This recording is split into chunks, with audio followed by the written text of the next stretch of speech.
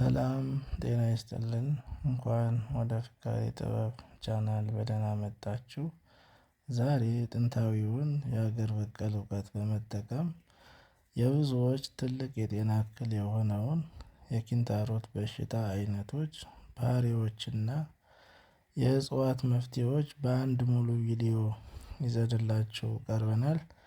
እንግዲህ የኪንታሮት አይነቶቹ 10 ናቸው። ታዲያ በአንድ ሁሉንም ከመጀመሪያው ጀምሮ በዝርዝር የእጽዋት አጠቃቀሙን ጭምር በዚህ ቪዲዮ የምናይ ይሆናል። እስከመጨረሻው ይከታተሉ። እንግዲህ በመጀመሪያ የምናገኘው የአህያ ኪንታሮት ይባላል። ይህ በሽታ በሰውነታችን ላይ ልክ በዛፎች ላይ እንደሚበቅል ተቀጽላ በድንገት የሚወጣና ቀስ በቀስ እየተስፋፋ ስር እየሰደደ የሚሄድ የኪንታሮት አይነት ነው። ቆዳን የመመረዝና የመበከል ከፍተኛ ባህሪ ያለው፣ አብዛኛውን ጊዜ በመቀመጫ አካባቢ የሚከሰት ሲሆን አልፎ አልፎ በሌሎች የሰውነት ክፍሎች ላይም ይወጣል። ታዲያ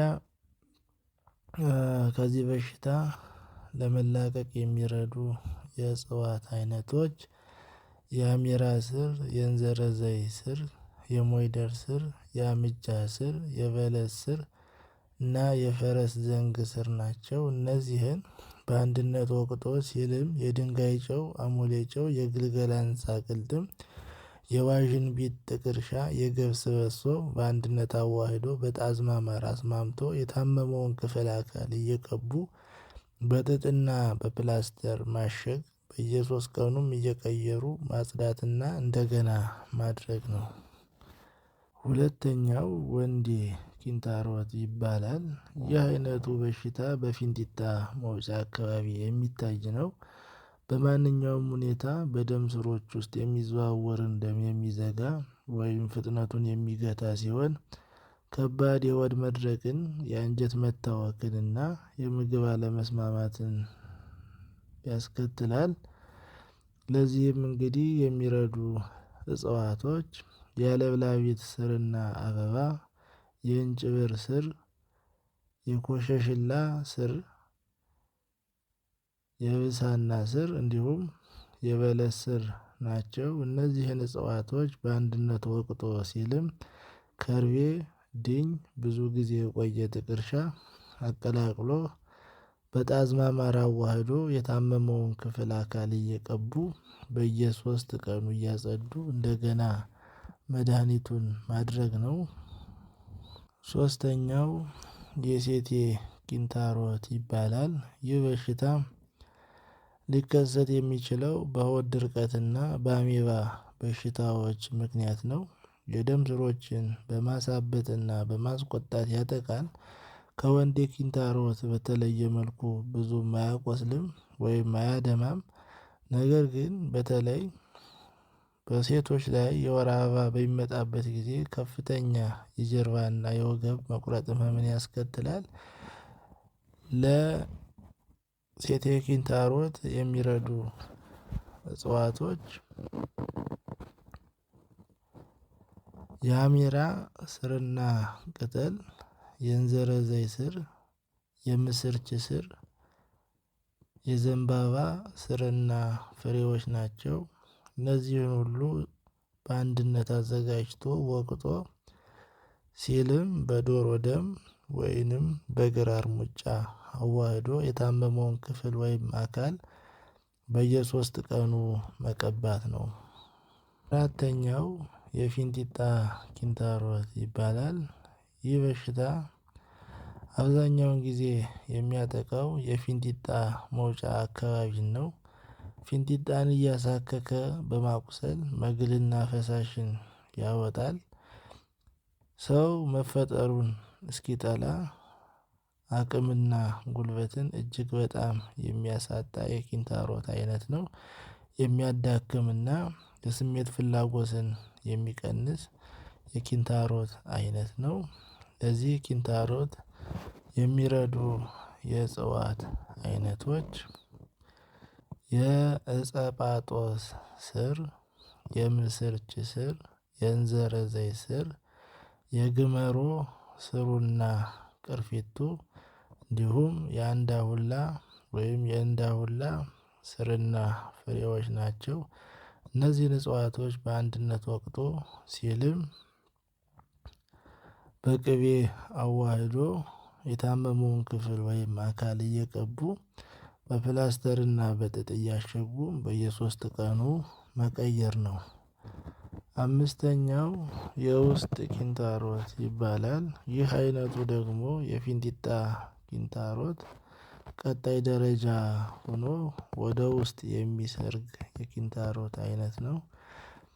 ሰገራ ለማውጣት እጅግ በጣም አስቸጋሪ የሚያደርግ ሲሆን አንዳንድ ጊዜ የጥቁር ውሃ መልክ ያለው ፈሳሽ እንደ ጥቀርሻ ያለ ያወጣል። በሰውነት ውስጥም ከፍተኛ የማቃጠል ስሜትን ይፈጥራል።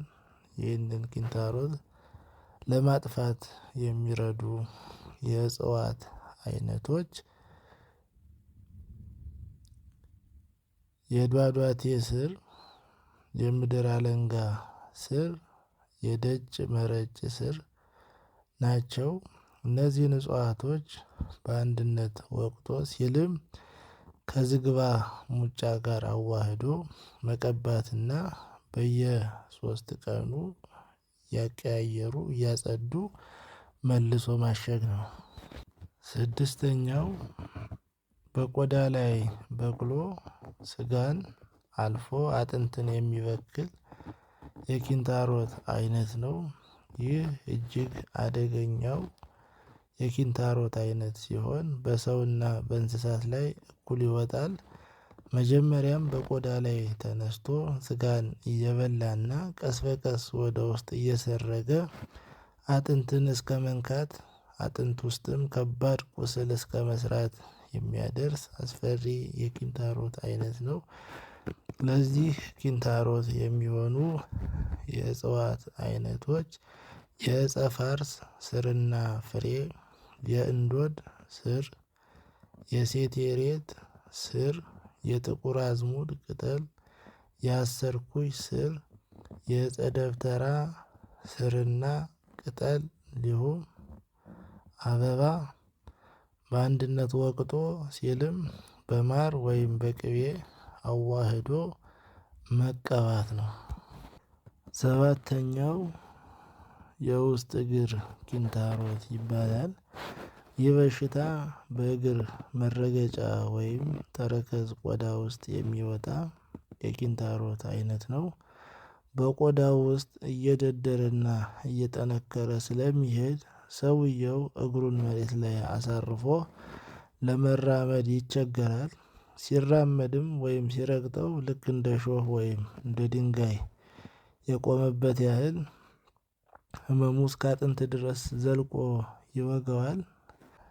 ለዚህም በሽታ የሚሆኑ የእጽዋት አይነቶች የዕፀ ፋርስ ስር፣ የዕፀ ጳጦስ ስሩና ቅርፊቱ፣ የእርግፍ ጋፎ ስር፣ የነጭ አረግ ስር ናቸው። እነዚህን በአንድነት ወቅጦ ሲልሙ ከከርቤ፣ ከዲኝ፣ ከአሞሌ ጨው ጋር ጨምሮ እጽዋቶችን በአንድ ላይ ሰልቆ በበግላት አንጥሮ ከሚያመው ክፍል ላይ ወይም አካል ላይ እየቀቡ በፕላስተርና በጥጥ ማሸግ ነው።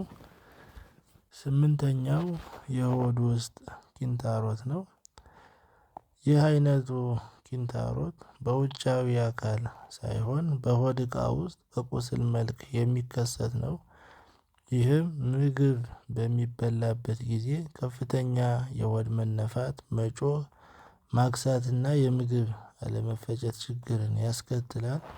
ከሆድ ድርቀት ጋርም ተያይዞ የሰውን ልጅ በእጅጉ ያሰቃያል። ለዚህም ህመም የሚሆኑ የእጽዋት አይነቶች የእምቧጮ ስር፣ የአቶች ስር፣ የእንጆሪ ቅጠል፣ የአዙሪት ስር፣ የአንተርፋ ስር እነዚህን አዘጋጅቶ ከ7 ብርጭቆ ውሃ ጋር አፍልቶ ቅቤ ጨምሮ ከ7 3 ብርጭቆ ውሃ ሲቀር አውጥቶ በማር አዋህዶ እንደገና ሞቅ እያደረጉ ጠዋት 1 ቀን 1 ማታ 1 ሲኒ መጠጣት ነው። 9ኛው አብጦ አልፈርጥ ያለ ኪንታሮት ይባላል። ይህ በሽታ ልክ እንደ ከባድ እብጠት ሆኖ በሰውነት ላይ የሚወጣ ሲሆን በቀላሉም የማይፈነዳና የማይሽር እንደ ደረቅ እባጭ ሆኖ ለረጅም ጊዜ ሰውን የሚያሰቃይ የኪንታሮት አይነት ነው። ለዚህም የሚሆኑ የእጽዋት አይነቶች የእንዳውላ ስር፣ የደጅ መረጭ ስር እነዚህን በአንድነት ወቅጦ ሲልም የጥቁር ፌጦ ፍሬ በአንድነት አዋህዶ የታመመውን ቦታ መቀባት ነው። 10ኛው የጀርባ ደዌ ኪንታሮት ይባላል። ይህ በሽታ የያዘው ሰው አይነ ምድር በሚወጣበት ጊዜ ደም የቀላቀለ ሰገራን የማውጣት ምልክትን ያሳያል። ከሰገራው መጨረሻ ላይም ደም ብቻ ይንጠባጠባል። የፊንጢጣው ቀለበት ወደ ውጭ ይገለበጣል። ፊንጢጣው ወደ ተወሰነለት ስፍራ ለመመለስ ብዙ ጊዜ ከመውሰዱም በላይ እያስማጠ ህመምተኛውን ያሰቃየዋል። የዚህ አይነት ኪንታሮት የፊንጢጣ ኪንታሮትን ጸባይ ደርቦ የያዘ ነው። በሀገር ቤት የሚኖሩ ሰዎች ይህ አይነቱ በሽታ የሚይዛቸው በፀሐይ በጋለ ቦታ ላይ ሲቀመጡ እንዲሁም በጋለ ድንጋይ ላይ ሲጸዳዱ እና እንፋሎቱ ሲጨስ ወደ ሰውነታቸው በሚገባ ሰዓት ለዚህ በሽታ ይጋለጣሉ። በከተማም ቢሆን የዚህ አይነት ህመም ያለበት ሰው ከመጸዳጃ ቤት ገብቶ ሰገራ ወጥቶ የሰገራውን ጉድጓድ ወይም ክፍል ዘግቶ ከሄደ በኋላ ጤነኛው ሰው ከእንፋሎቱ ላይ ከተቀመጠ ያ ከመጀመሪያው በሽተኛ ሰው ላይ የወጣው እንፋሎት እንደተከደነ ከቆየ ወደ ጤነኛው ሰው ሊሸጋገር ይችላል። ስለዚህ አንዱ ከተጸዳዳበት ሰገራ ቸኩሎ ከመውጣት ይልቅ ትንሽ ጊዜ ታግሶ አየር ማስገባት ወይም በሽንት ቤቱ ጉድጓድ ላይ ውሃ መጨመር የተሻለ ዘዴ ነው። በሀገር ቤት የሚኖሩ ሰዎችም በግድ የለሽነት በጋለ መሬት ላይ ከመቀመጥ ይልቅ የዛፍ ጥላ ካለበት ስፍራ ላይ አይቶ ዛፍን ጠለላ አድርጎ መጸዳዳት የተሻለ ዘዴ ነው። ለዚህ ደዌ የሚረዱ የእጽዋት አይነቶች የእፀ ባህቶ ስር፣ የእፀ ፍሶ ስር፣ የዣናት ስር፣ የውዥኝ ስር፣ የጎርጎሮ ስር፣ የእፀ መቅሱት ስር፣ የእፀ ዮዲት ስር፣ የሴት ቀስት ስር፣ የነብር ጥፍር ስር፣ የሽንኩርት ስር፣ የደደሆ ስር፣ የዶቅማ ስር፣ የድንብላል ስር፣ የዳማከሴ ስር እነዚህ ናቸው። እነዚህን እጽዋቶች በአንድነት ወቅጦ ሰልቆ ሲልም ከመድኃኒቱ በሾርባ ማንኪያ ለትልቅ ሰው 2 ማንኪያ ከ10 ዓመት በታች ለሆነ 1 የሾርባ ማንኪያ ለክቶ በዶሮ ሾርባ አብስሎ በጥቁር ጤፍ እንጀራ ፈትፍቶ በባዶ ሆድ መመገብ ነው። እንግዲህ 10ሩ የኪንታሮት አይነቶችና ባህላዊ የእጽዋት መፍትሄዎች ይህንን ይመስሉ ነበር።